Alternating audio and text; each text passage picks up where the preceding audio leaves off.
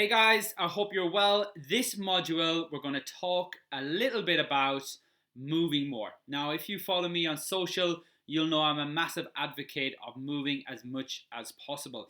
And moving more, or you probably heard the term need up 24/7, has become very popular in recent times. But I just want to very quickly give you some examples of ways you can actually do it.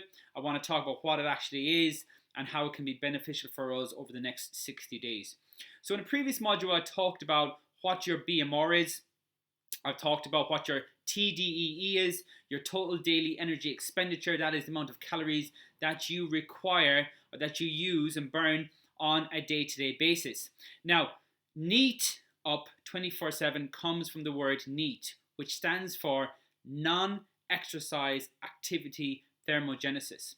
This basically is energy you burn without planning to burn it. Now, what I mean by that is when you go to the gym, you plan on exercising. So you are planning to go and exercise, you're planning to go and burn calories and burn energy.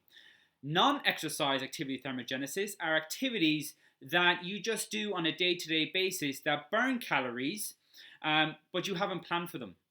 Now, what we want to do is we want to increase the amount of activity that you're doing on a day-to-day basis. And for all of you teachers, there are a number of ways that we can actually do this.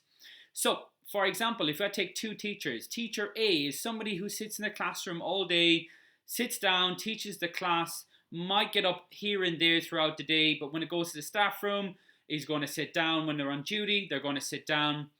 Their movement isn't fantastic. They aren't burning that many calories while they're sitting down. If I take a teacher B, who's in the classroom, they're active, they're on their feet, they're standing all of the time.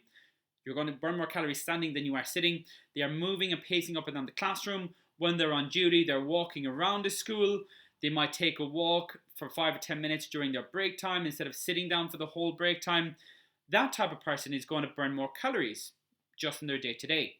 Other things you can do to burn more calories and to burn more energy are taking the stairs. This is super easy. Take the stairs while you're at work. When you park your car, I don't want you to park it like most people do as close to the door. Why not even park it, not even in the school? Why not park it 2 or 3 streets away? So you actually have to walk up to 10 minutes to work. Imagine if you added an extra 10-minute walk to work and 10 minutes back to your car in the afternoon, on the late evening, that's an additional 20 minutes of walking. Over the course of a week or over the course of 5 days, that's an additional 100 minutes of walking that you're actually building in. Okay, so that's another very easy tip that you can take straight away. Another thing I like to tell people, especially teachers, in the evening when you're at home, when you're on the phone, whether you're WhatsApping, whether you're on social media, or even making a phone call, instead of sitting down, again, not burning many calories or not burning much energy, let's get up on our feet. Let's pace around the room. Let's go outside, go for a short walk while we're actually on the phone.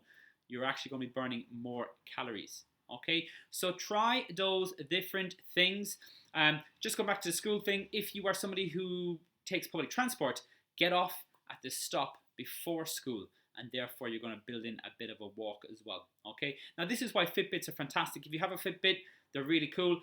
If you don't have a Fitbit, I'd nearly recommend you get one because they will track your daily movement on a day-to-day basis, so you can actually see how many steps you're actually building in. So they're really handy, and you can be consistent with that over the course of a week. So each one of you has a target of 70,000 steps over the course of the week. Why 70,000? Well, there is, and you'll see it on social media, that 10,000 steps a day is like a standard kind of target to aim for. And over the course of a week, that's 70,000. But why 10,000 steps? Well, there's a couple of reasons. 10,000 steps is not a huge number to hit.